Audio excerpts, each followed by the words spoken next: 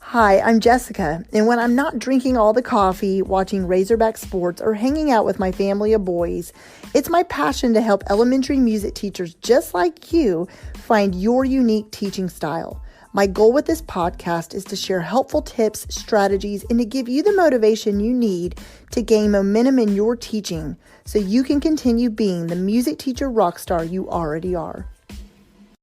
Welcome to episode 45 of the Elementary Music Teacher Podcast. Today I want to talk about something a little bit different, and it's about how to use keyboards in the elementary music classroom. Now, I'm not talking about keyboards like, that come with a computer.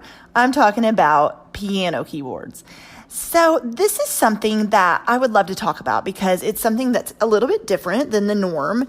And we talk all about, rhythm instruments and melodic instruments, orff instruments, recorders, ukuleles. But you may or may not know that you can also use keyboards in the elementary music classroom as well. And I got started doing this it kind of got one of those things that got put in my lap, not literally put it in my lap, but I'm going to explain how I got started with it. And what I love about it is it's a little bit different. And there's different ways I'm going to tell you that you can use keyboards in your music classroom if you've been interested in this. And if not, that's totally okay too. Pass this episode on to someone else who definitely would be interested in this topic.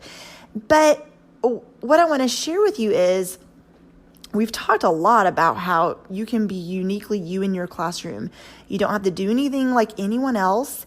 And it's okay if no one else, even in your whole district, has keyboards in their classroom. And I'm going to break down some simple ways that you can get started and how I got started and what you can do even if you are not a pianist. All right, so let's get started. By the way, I want to mention, first of all, there is a link to the blog post I wrote about this in the show notes, or you simply can just head to thedomesticmusician.com and click on blog. And then if you go down to the search tab at the bottom, you can just type in piano keyboards or keyboard lab, and you'll see this blog post come up. Okay, so first of all, I am a pianist. I have mentioned this before. I started playing piano at 6 years old. I started out as a piano major in college, and then my middle of sophomore year of college, I switched to music education. Piano was still my primary instrument. I was 3 credits short of also having a double major in music ed and piano performance. I just decided to continue on and student teach, or some of you call it interning. It's the same thing.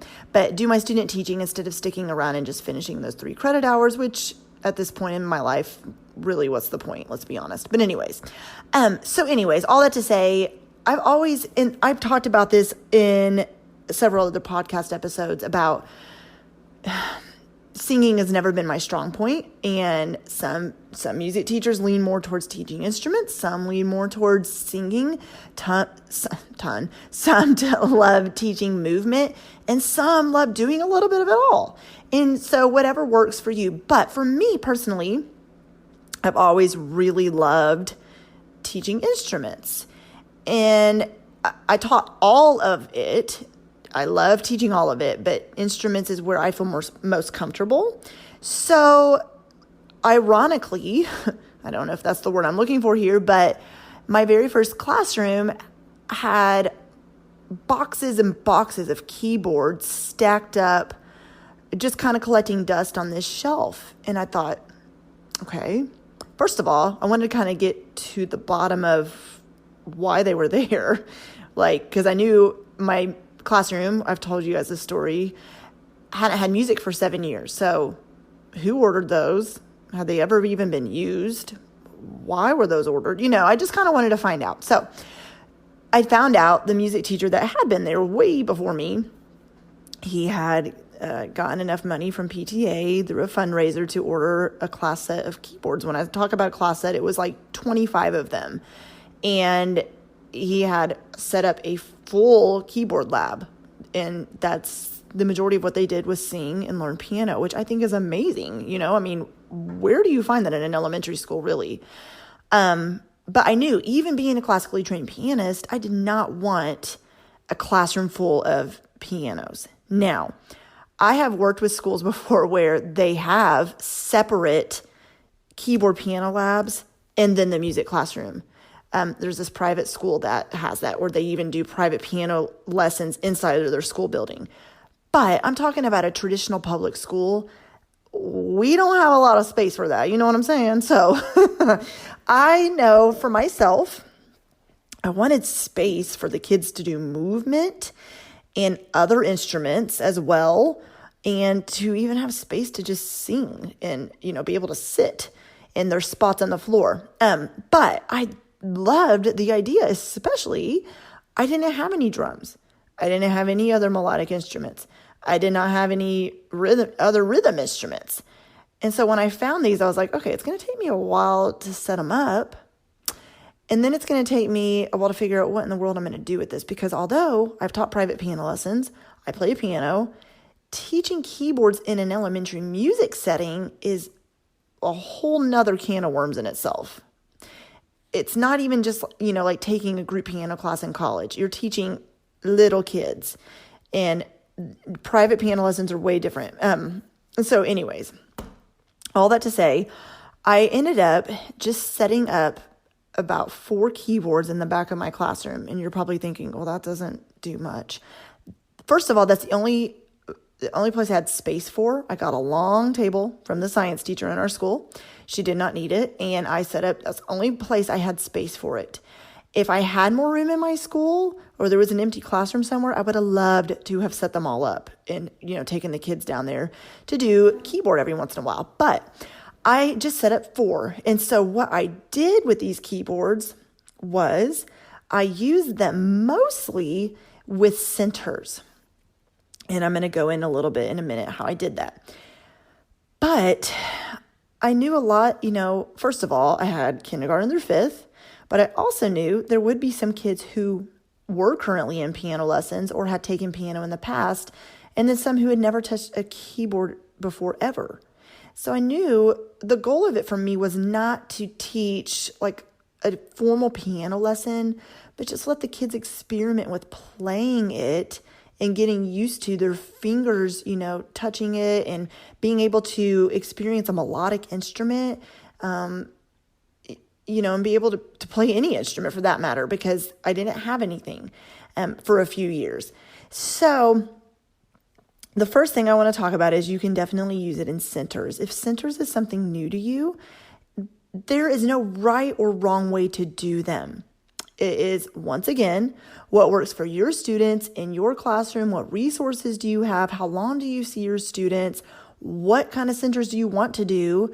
And then how often do you want to rotate them? All those things play into it, and they're factors in determining what kind of centers to have. But I decided using these keyboards in my classroom was something I wanted to do in centers. And so, like I said, I set them up and I usually had 4 kids per group. But let's say I had a group of 5 kids in one group that was rotating to the keyboards. I would sometimes sit 2 at the same keyboard. And there was, there's settings on keyboards where you can make half of the keyboard sound, like each side of the keyboard sounds the same. What I mean is one doesn't sound like the high notes and one doesn't sound like the low notes. They sound the same, like they're both the same octave, if that makes sense. So that's a way to do it. It's just, you show the kids with like a piece of tape or something like that, where each side of the keyboard is going to, like, which side is their side. You give them each a chair, obviously. And so what do you do with the centers? Like how do you, if they don't know anything about keyboards, what do you do? Well, first of all, like I said, let them experiment with sounds. Show them, you're going to take probably a class period to show all of the students in each class, depending on what keyboards you have, what settings, where to find the settings, how to use them, they love to record themselves and play it back. You do a little bit of teaching how to hold their hands on the keyboard, how to, where the notes are, what the note names are, things like that. But it can be as simple or as challenging as you want to make it. Now, remember, if you're anything like I am and you're a pianist, taking the classically trained pianist out of this equation and simplifying it way, way, way, way, way, way, way down, even below a beginner piano student level at the very beginning, because like I said, the whole goal of it is for your students to just learn to listen, to explore, to improvise. And then as the year goes on, then you start teaching more of the notes, the note names. You can do a little bit of reading music, just like you do with the boom whackers. You could even color code the piano keys if you would like to. So centers, there's several ideas about centers and how you can use it. Okay, but let's talk about if you do use a full keyboard lab. Okay, let's say you have space to do this. I think that's incredible. So if you do that, then you can definitely teach more music theory and how to learn piano. You can tie it in with the different music objectives they're learning in your music classroom. You may have some beginner students, some intermediate students, so you can sit the intermediate students on one side, the beginner on the other. You can show them some kind of piano program. Like I offer 2 piano courses on my website. If you just click on the piano tab, you'll see them there. Maybe if you do have space for a full keyboard lab and anything like that, there's a lot of different piano courses offered online where the kids are watching a tablet or some kind of electronic device, and they're just basically following along the lesson. There's also printable resources they can use with theory papers. So if you have time and you have space to turn it into a whole keyboard lab, that's amazing. And it's easy to implement, even if you're not a piano player yourself. If you use a certain program or a course where the students can watch and learn, and you're basically just guiding the lesson and walking around and helping, they can learn how to play piano. And you want to still do the other things in your music classroom as well. You're not going to neglect teaching movement and singing and the other instruments and improvising and composing and rhythm reading and all the other things that go into an elementary music classroom, although learning piano will tie into all of that. So maybe you have a large enough classroom to have the keyboard set up on one side and the other half of the classroom you still use for all the other things. Or you have an empty classroom and you set the keyboards up there and then you still have your classroom space to be able to explore in there. Or maybe you're like I was and you don't have space to set up the whole keyboard lab. Maybe you only have space to even set up 2 of them, and that's completely fine. So whatever works for you. But if you do have space to set up a full keyboard lab, like I said, by all means, teach those kiddos piano. So if you're using a few keyboards, we talked about using them as centers, or you could even use them to teach the whole entire class and just have kids rotate where you're using kids as an example and they're taking turns. While they're taking turns, you can give the other kids maybe, like I said, iPads. Maybe you have class iPads, which is amazing, or any other kind of tablet where they're using keyboard or piano, learning how to play it on that. So then it's easy to transfer that knowledge to the actual keyboard piano. Maybe you have students practicing note reading and note writing while you have certain students over there at the pianos. So throughout the course of the school year, they're all learning piano, but some of them are learning it at the keyboards. And then the next time they're over there on learning the tablets or note reading and note naming while the other students rotate to the pianos, if that makes sense. So all the kids are taking turns. So to recap, I talked about you can use them as centers, just set up a few. You can set up to have a whole keyboard lab, or you can set up for small group instruction where you have certain students at the keyboards and the other ones are still learning piano on some kind of device or by rhythm writing or writing melodies. Okay, let's shift a little bit and talk about what equipment you're going to need. Obviously, you're going to need keyboards, and so on the resources tab at thedomesticmusician.com, there are some keyboards there I recommend. One of them is just a plain keyboard. One of them comes with the headphones and a bench and adapter and all those things. And the other one is an upright piano keyboard that you can use in your classroom. So those are just some ideas that I recommend. But I want to talk about what you really do need. So headphones is the first thing I'm going to say, and headphones is really good for when students are practicing, and there's some negatives to having headphones though as well. If your students are using headphones, you have to really make sure you're monitoring what they're doing, because a lot of times when the headphones are on, your kids will start just playing around with whatever. And if they think you're not watching them, a lot of times they'll get distracted and just start doing something that's not the assignment, right? But let's say for your upper elementary kids, if you really know that they have a good handle on what you've taught them and it's time for them to practice, then yes, use the headphones because it's really good for them to be able to practice, especially like I talked about if you have some of your students doing something else while you have certain kids at the keyboards. It's a really way to not distract everyone else and also so they're able to focus. So headphones is the first thing.